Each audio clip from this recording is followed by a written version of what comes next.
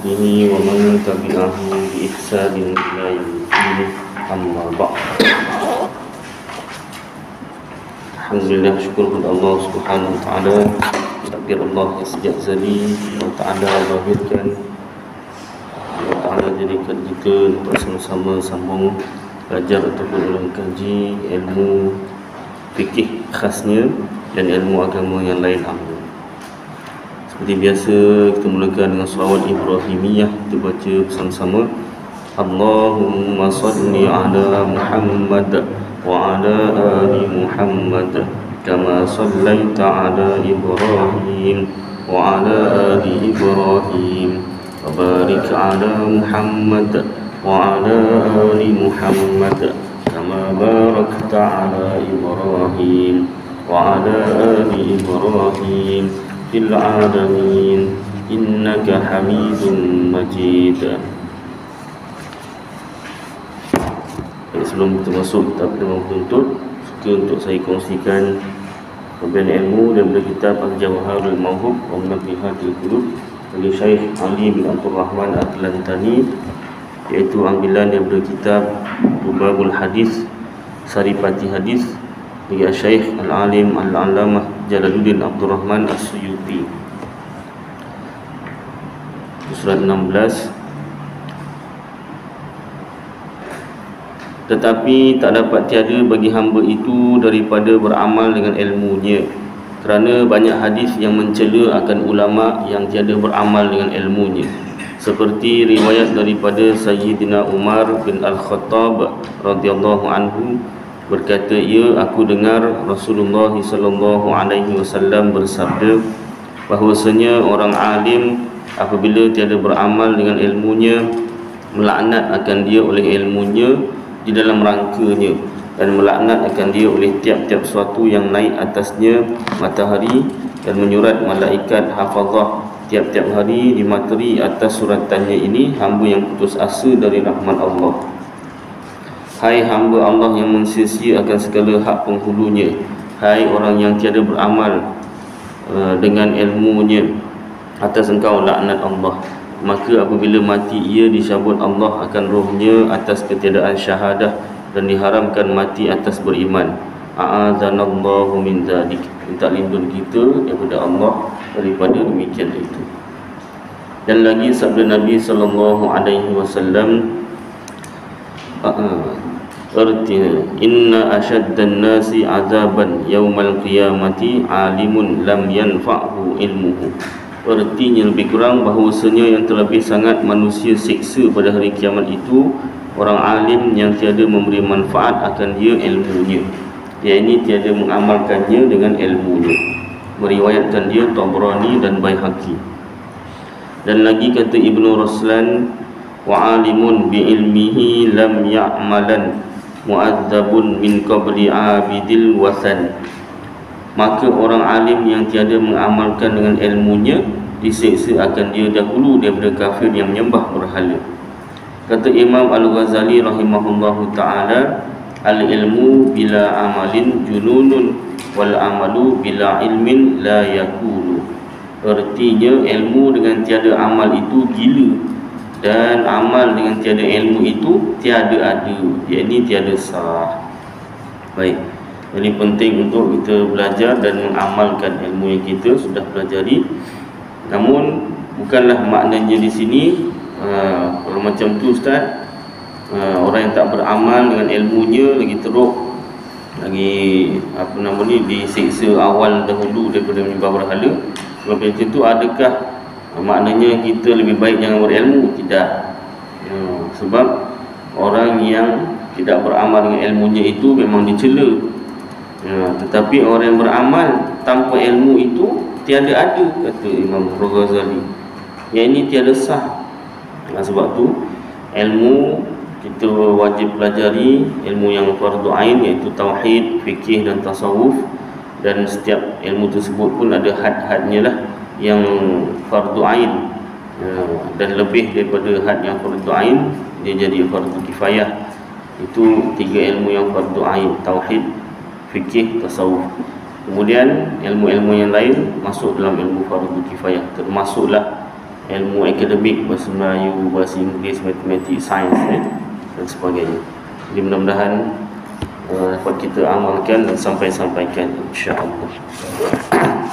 Ya, yes, orang bermakna berjamu tak aman dekat Turki dekat azan itu setengah orang jadi kemudian ya.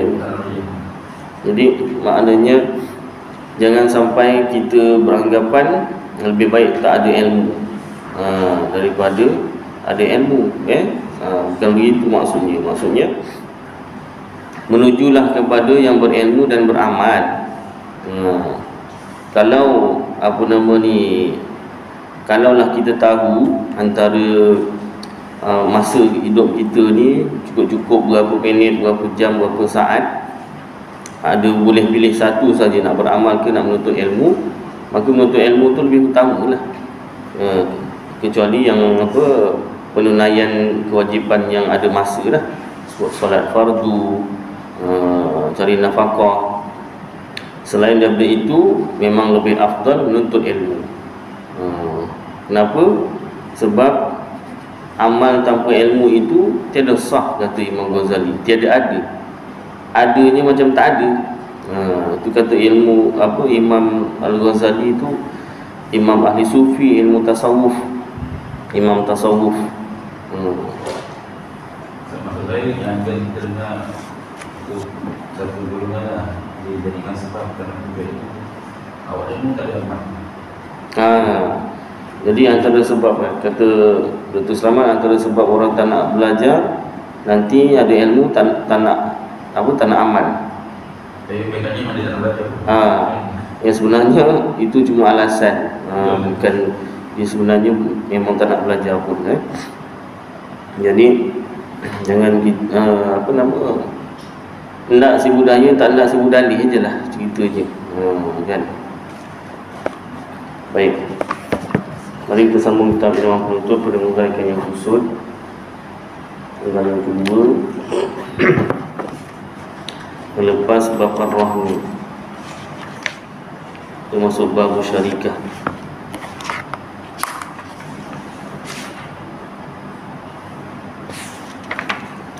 Surah 36. Perkataan syarikat itu boleh dibaca dengan syirkah. Kitab ini ditulis oleh Al-Haji Abdul Ghani bin Al-Haji Yahya. Beliau adalah salah seorang jawatan kuasa penulis kitab Seragam Johor. Guru saya pernah belajar dengan dia. Saya tak pernah jumpa lah. Baik, perkataan syarikah itu boleh dibaca dengan syirkah atau syarikat. Syirkah atau syarikah, ataupun ta'nya dihidupkan, syirkat atau syarikat. Tapi biasa ta' marbutah kalau diwakafkan matilah. Atau syarkah, tiga wajah, tiga cara. Pada lughah, pada bahasa maknanya berkongsi. Perkataan ini sudah terkenal pada orang Melayu, ditulis dengan syarikat, ada ya-nya. Maknanya pada syarak iaitu akad, perjanjian yang menetapkan ada hak dalam sesuatu perkara bagi dua orang atau lebih secara menyeluruh. Satu, mutak kakinya di bawah. Sandarannya sebelum ijma' ialah hadis As-Sanaib bin Zaid, seorang yang berkongsi dengan Nabi SAW sebelum diutus menjadi Rasul, yang mana ia As-Sa'ib itu bermegah dengan perkongsian itu selepas Nabi diutus menjadi Rasul. Tersebut dalam kitab Ujairimi Iqna' Ta'arab juzuk 3 muka surat 96. Syarikat itu terbahagi kepada 4 bahagian.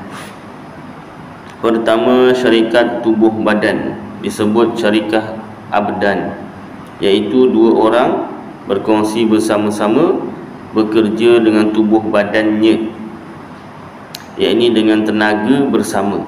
A dengan B, dua-dua kerjalah guna tenaga dalam satu-satu pekerjaan, yang mana untungnya berbahagi dua.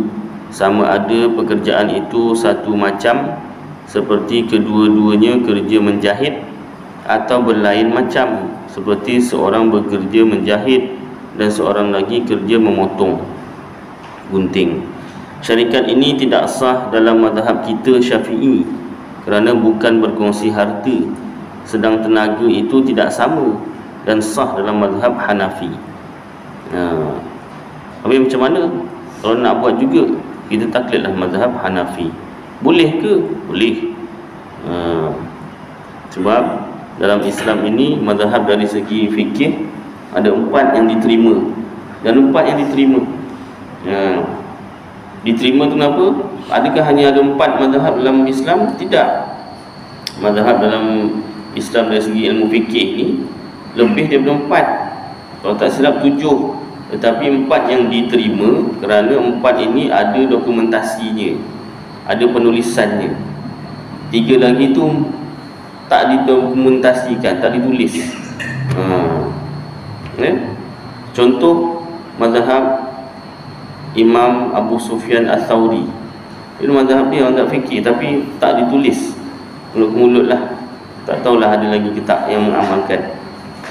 Jadi yang diterima 4 mazhab yang bertulis, mazhab Syafi'i, Maliki, Hanafi, Hambali. Bertulis. Ada yang imamnya sendiri yang tulis, ada yang anak muridnya yang tulis, dikitabkan, dibukukan. Jadi 4 mazhab diterima. Kemudian ada satu lagi persoalan, boleh ke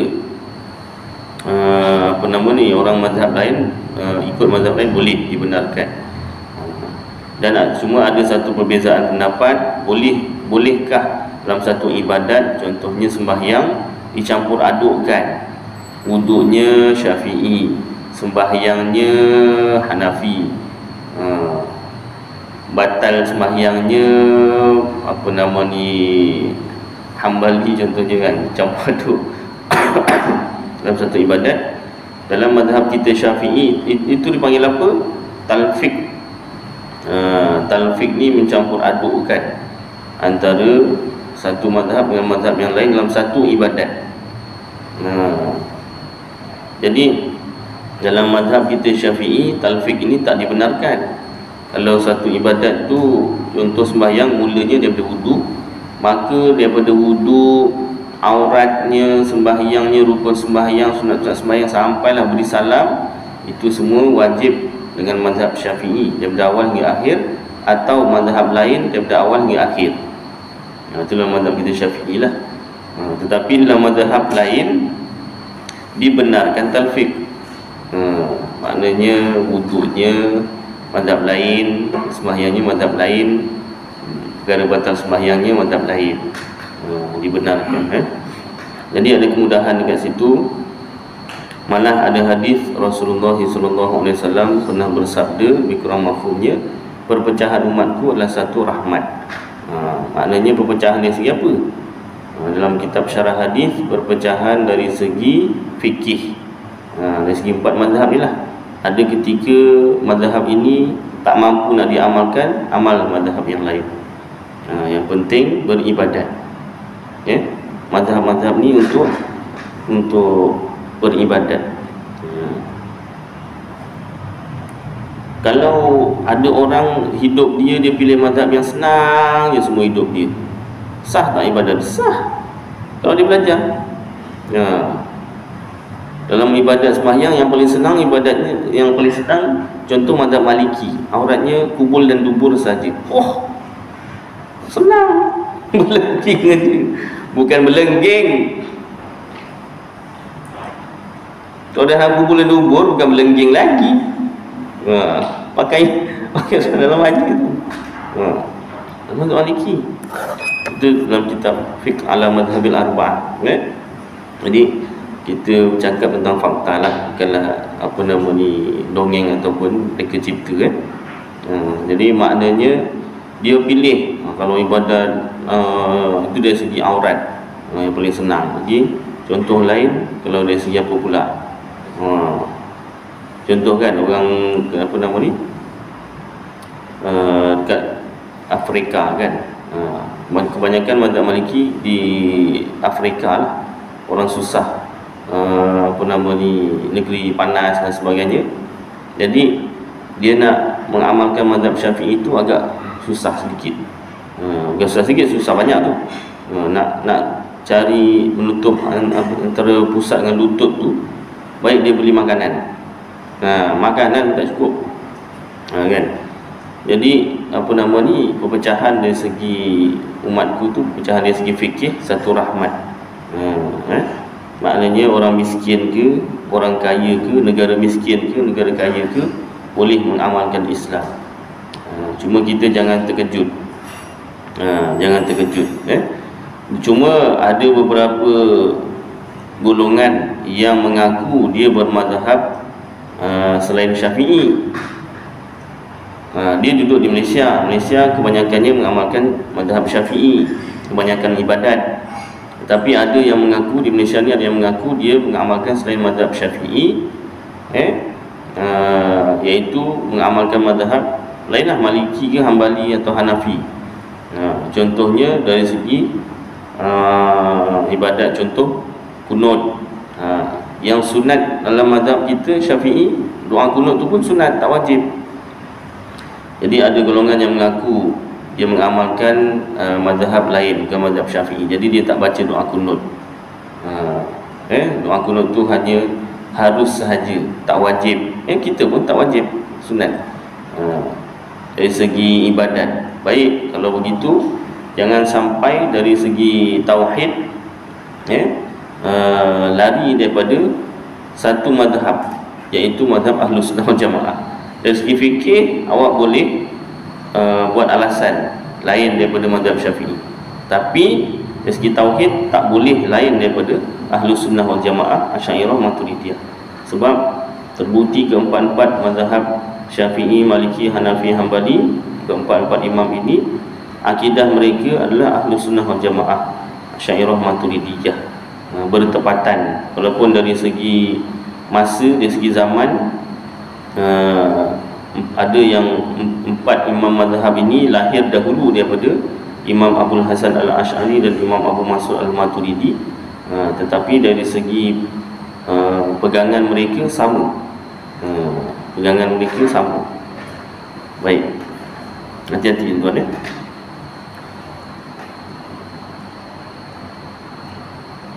Kedua, syarikat serah disebut syarikat mufawadah, iaitu dua orang berkongsi bersama-sama bekerja dengan tubuh badannya, sama macam syarikat abdan, atau berkongsi bersama-sama mengeluarkan wang, sama macam syarikat inan atau anan.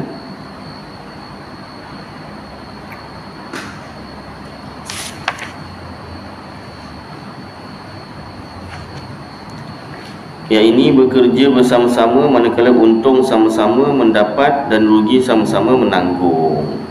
Syarikat ini tidak sah juga dalam mazhab kita Syafi'i, kerana tidak seimbang tenaga keduanya itu, tak boleh nak ukur. Dan sah dalam mazhab Hanafi, mazhab Hanafi sah juga. Ketiga, syarikat bangsawan atau orang kenamaan. Syarikat pun bangsawan ya.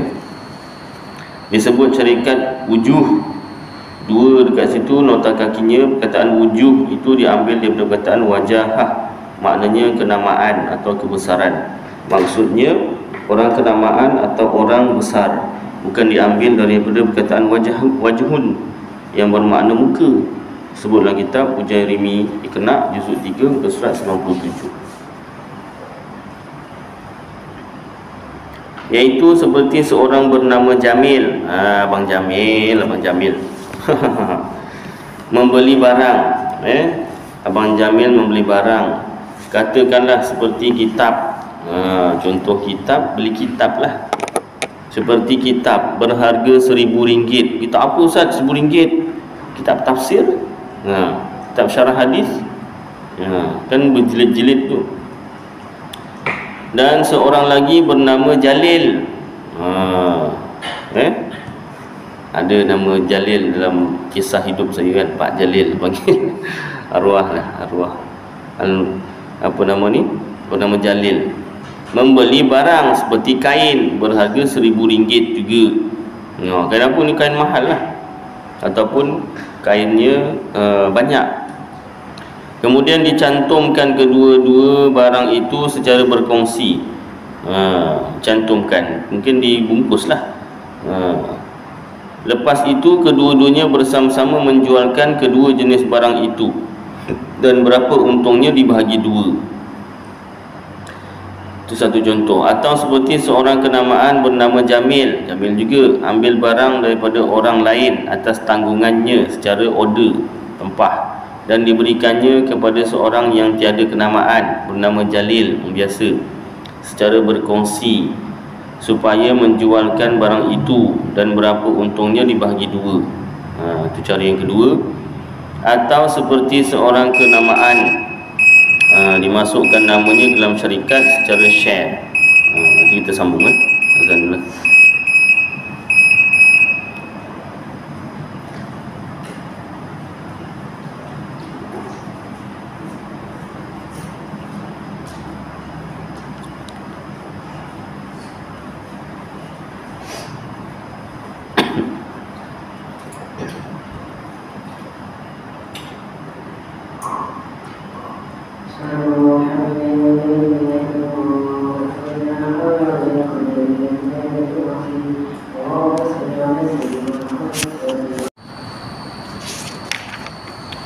Sambung sikit tuan-tuan ya.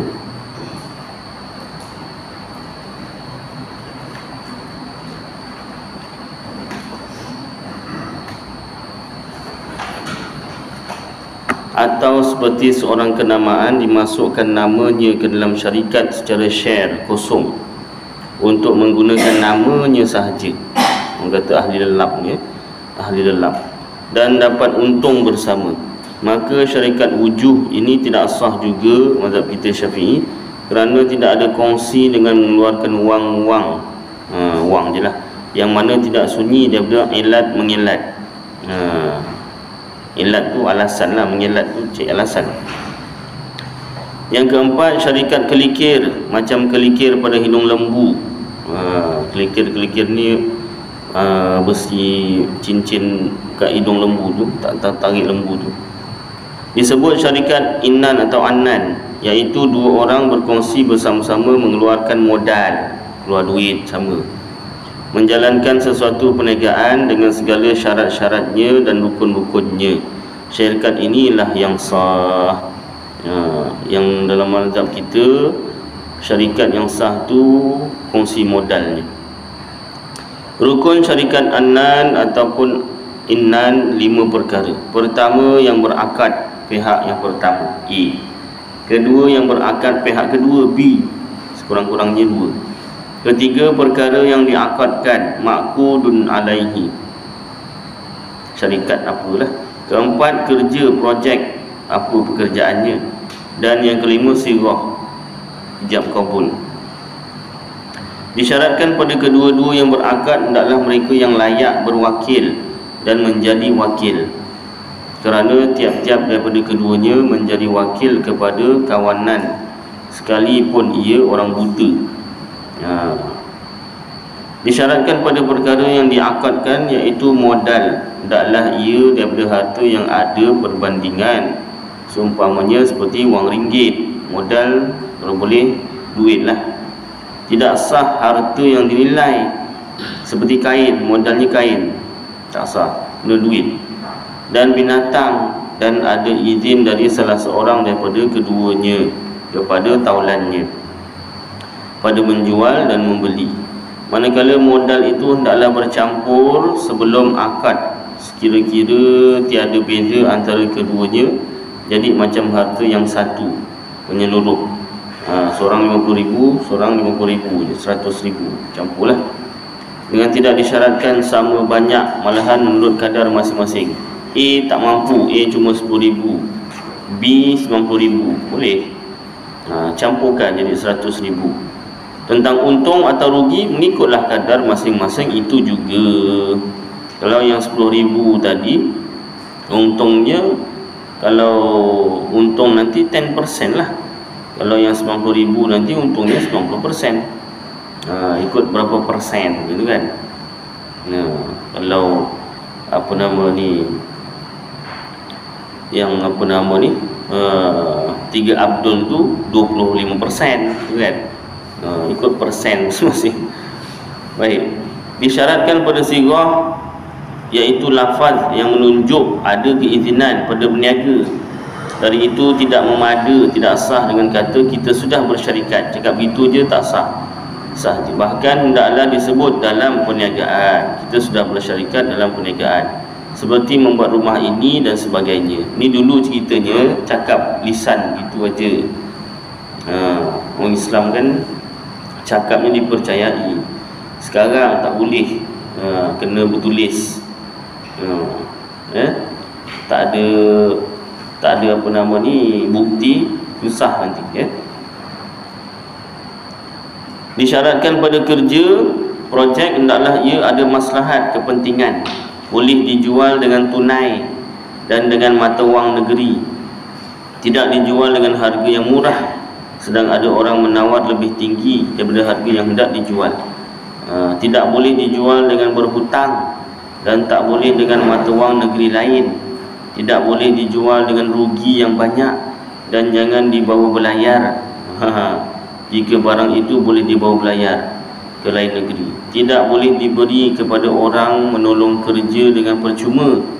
Semuanya itu tak boleh dengan tiada izin kawan sekongsi. Kena persetujuan dua-dua pihak, A dengan B. Sebab itu bukan kita punya syarikat seorang, berkongsi. Kenalah minta izin. Harus bagi tiap-tiap daripada dua orang yang bersyarikat itu fasakh, yakni cancel. Bahasa Arabnya fasakh, bahasa Inggerisnya cancel. Bahasa Melayu apa? Bahasa Melayu tamatkan kontrak lah. Akadnya pecah kongsi. Bahasa Melayunya pecah kongsi. Pada sebarang masa, bila-bila suka. Ikutlah bila. Apa sebab kan? Tak puas hati ke, kat syarikat lain ke, sendiri ke. Apabila keduanya telah memansuhkan akadnya, pecah kongsi, terpecatlah keduanya dari berkuasa pada menjual atau membeli barang syarikat. Sebaliknya, jika seorang sahaja berkata, saya pecat anda daripada syarikat ini, atau anda tidak boleh berkuasa pada bahagian saya, tiadalah terpecat orang yang memecat itu. Malahan ia boleh berkuasa pada bahagian kawan yang dipecatnya itu. Dia kena dua-dua yang apa nama nak pecah kongsi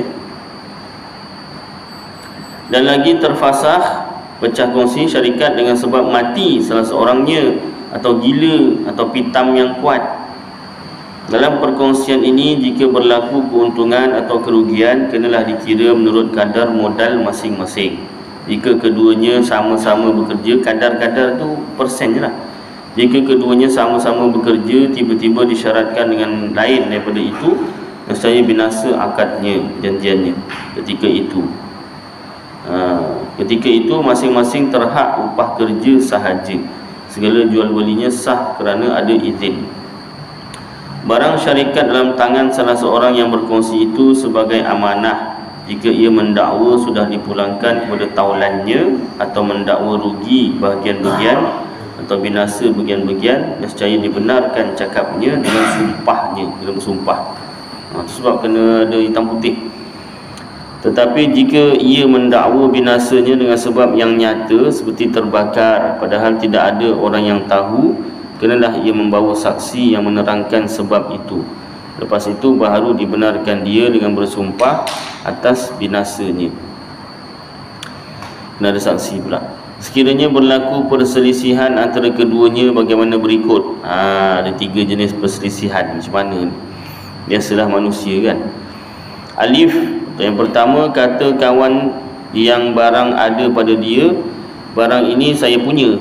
Kata taulannya, barang itu syarikat punya. Atau katanya barang itu syarikat punya.